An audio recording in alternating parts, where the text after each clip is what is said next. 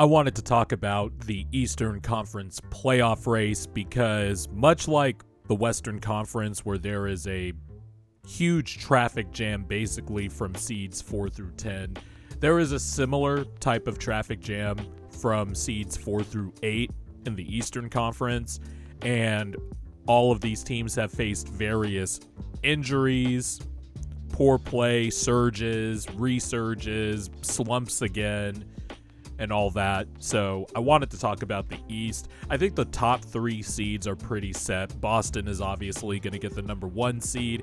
It'll be interesting to see who gets the 2nd seed between the Cleveland Cavaliers and the Milwaukee Bucks.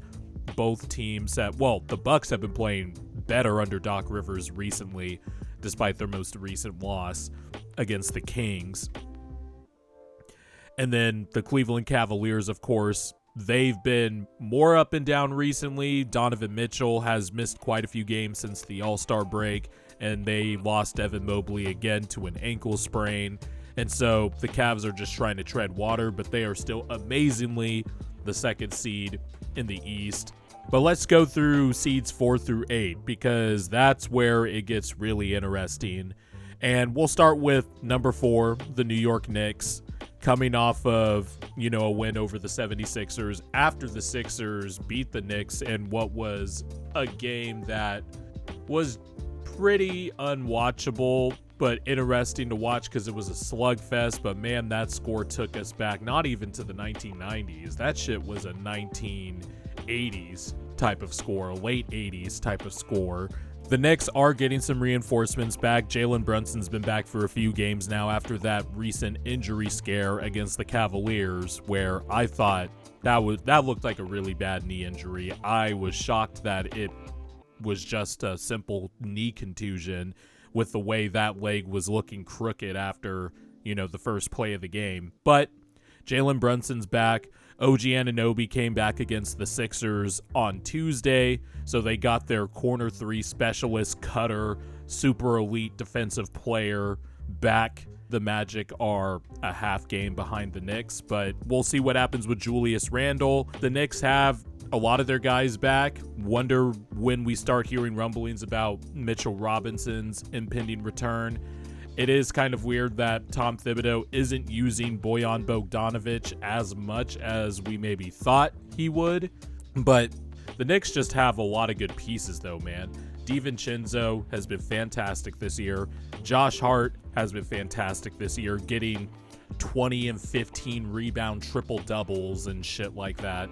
And the Knicks, when fully healthy, I really like the full rotation of this Knicks team, and that includes with Randall coming back, with Mitchell Robinson coming back. Probably should come off the bench because I think Isaiah Hartenstein has been really good for the Knicks, especially as a hub, but we'll see how far the Knicks can keep. We'll see how far the Knicks can make separation from, being at the 4 seed and trying to separate from the Magic. And that is the next team we will go to, the Orlando Magic. I think they are 13-3 or 13-4, something like that in their last 16-17 games. Paolo Banchero all year has made different leaps, and you could say what you want about his efficiency. His 2-point field goal percentage is just under 50%. He is shooting a career high on 3-pointers and on 4.2 attempts per game, shooting 36%. But the leap he has made as a playmaker is special, and I want to do a separate video on Banchero later, but he's going to be more than just, the big body 6'10", 250-pound scorer that I think a lot of people projected him to be coming out of the draft, because the playmaking pops. And it's really good, and he's all-star level good already. And he's been the best player on the Magic this year. I think Franz has had an interesting year, to say the least, because I don't think he has taken the leap that I, or more true Franz Wagner believers, thought he would make this year. He's still averaging a career high in points, rebounds, assists, but the 3-point percentage, that's been down. Field goals overall down. Effective field goal percentage down from last year. But he is taking more twos, and he is shooting a career high nearly 56% from twos. So there are ways where he's improved, but I think in some ways he hasn't popped like I think a lot of us thought he would pop this year. And I think that's mainly because, of the three-point shot, because he looked pretty automatic. Not automatic, but, his first 2 years, you could see him project out to be a real good shooter, and I think he's just having a down year in that regard. But the Magic have their 2-star players, their 2 big wings. They're set up perfectly for the future. Jamal Mosley has his contract extension, and the Magic are the 5th seed in the Eastern Conference right now with a top 5 defense and one of the youngest rosters in the NBA. That is a damn good spot to be in if you are a Magic fan. You have your 2 jumbo-sized wings. Who knows what the future is at the center position with Wendell Carter? I think he's really good, but, who knows? A move could happen. They could make a move for a guard too. And with the way Gogo Bataze's been playing also, the Magic have a lot of interesting decisions to make, and it's more or less positive. Just being a young team, a top 5 defense, 5th seed in the Eastern Conference, have been playing really well. The offense is what it is at this point. They're not going to have enough shooting. This is just what they're going to have to roll with in the playoffs. But I think spacing-wise, because I think there is a difference between spacing and shooting, I think the Magic know how to space properly. It's just sometimes they can get bogged down. Paolo might take an inefficient shot here or there, but the Magic are really good. They're really good defensively, and this is just going to be icing on the cake. However deep this playoff run is, this is going to be icing on the cake for their 2 young stars. Then we go to the Philadelphia 76ers, of course, and I think the Knicks and the Magic, they're pretty set, I think, to be the 4 and the 5 seed. And that will be an interesting matchup and a defensive slugfest that I'm sure some of the games at least will be on the NBA TV channel. But the Philadelphia 76ers, they're the 6th seed right now. They're probably going to lose to the Bucks tonight, which means they'll drop to 7th. I'm recording this before all the games play today on Thursday. They're really just trying to hold the fort until Embiid comes back, man. But when this roster is a roster that's perfectly built around Joel Embiid and his skill sets, I think this is the most fitting roster of the Embiid era. When that player is gone, it's tough to tread water, as much as I love Tyrese Maxey and the leap he's taken this year. But Tobias Harris has been struggling mightily. Buddy Hield has not popped as well since the first few games after the trade deadline. Did I mention Tobias Harris as a problem? Because right now, the thing with Tobias Harris, and one of the Sixers writers, I believe Rich Hoffman, brought this up, but when you're a player who, no matter what, you're probably always going to be the 4th best player on the team on any given night, Tobias isn't even that anymore. He's playing way below that. Kyle Lowry has been better than Tobias Harris, and he came off the buyout market. Tyrese Maxey obviously better than Tobias Harris. Kelly Oubre, on the minimum, has been better than Tobias Harris over the last 3 weeks to a month, now almost a month and a half. Our 2-way guy, Ricky Council IV, has been better than Tobias Harris in the minutes that he has played. And with this slump recently, the Sixers just don't have enough offense. They have to win games by mucking the game up, being scrappy, trying to fight, even though the 3-guard lineups, they have a collective height of 6'2". It's just rough right now, and it's a rougher part of the schedule.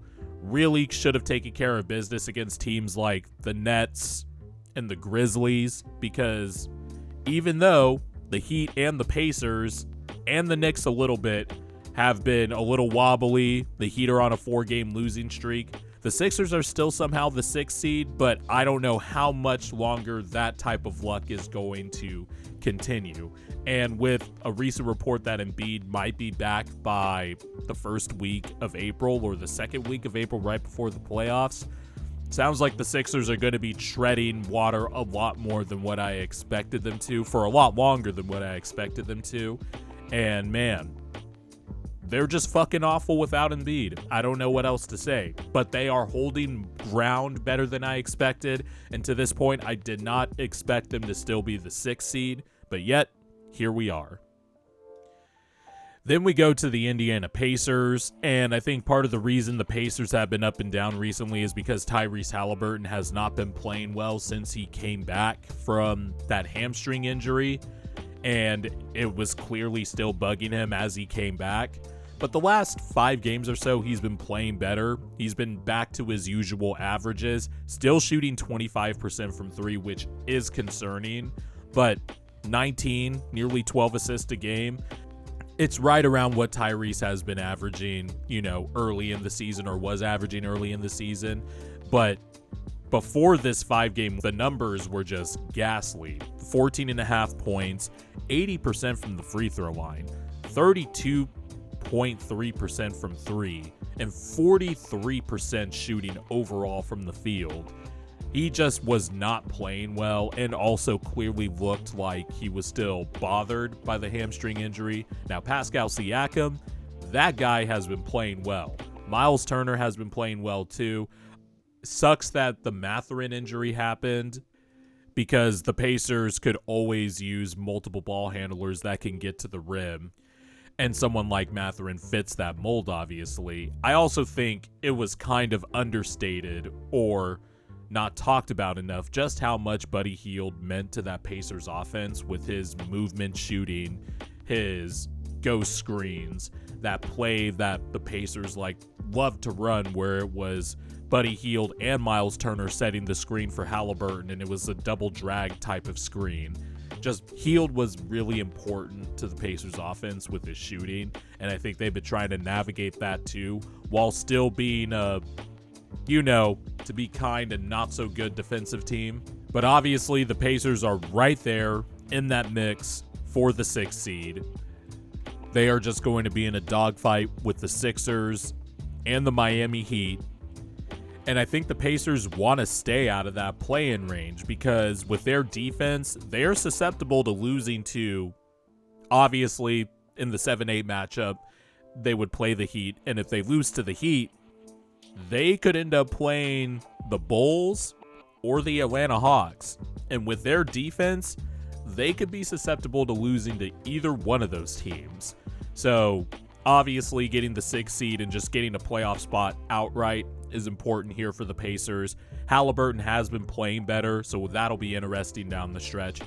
The Miami Heat, look, I know it doesn't look good right now. 4-game losing streak.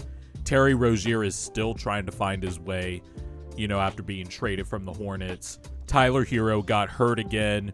Jovic is in the starting lineup, and those lineups are kind of a minus when he plays in the starting lineup, and the Heat are kind of putting themselves behind the 8 ball for some reason. I still think this team is a contender. They just need to get to the playoffs. They have earned that respect. And look, maybe I am overcorrecting because I have doubted the Heat the last 2 years, but they have earned that benefit of the doubt. They still have Jimmy Butler. They still have Bam Adebayo. They still have Eric Spoelstra. And I think when healthy, they just have a rotation of 9 to 10 players that I really like and I think will be effective, or Spoelstra will find a way to make them effective. I know it doesn't look good right now. They lost to the Nuggets yesterday. They lost to a putrid Wizards team in their building the game before that. And then, they lost to the Mavericks and the Thunder, the 2 games before that. But those were road games. Those were tough. But it is a pretty inopportune time to have a 4-game losing streak. They do have a set of back-to-back games against the Pistons coming up here on the road. And they need to at least win both of those games. They can't even drop one of those games. And then they play the Hospital Sixers right after they play the back-to-back games against Detroit, before they play the Cavaliers, the Pelicans, the Cavaliers, then the Warriors. So the Heat are going to be in a dogfight too, to obviously fight it out for that 6th seed. But based off last year, you could tell they don't have a problem going through the play-in if need be. But it's not looking good for the Miami Heat right now. if I was a betting man and I had to, pick who would finish with the 4, 5, and the 6 seeds, I think the Magic will get the 4th seed. I think the Knicks will finish with the 5th seed. And it's a long shot right now based on the standings, but they're only a game back. I would probably pick the Heat to be the 6th seed by season's end. I think the Sixers and the Pacers will be the 7th and 8th seeds, respectively. And I think that's how the seeding's going to play out. But either way, it's going to be very, very interesting. I like the play-in concept because the last few seasons, well, since the bubble, really, when the play-in was kind of first introduced as a concept, I think the play-in has made the end of the season a lot more interesting, and we have another interesting display of jockeying for playoff positions, and it's going to be fun.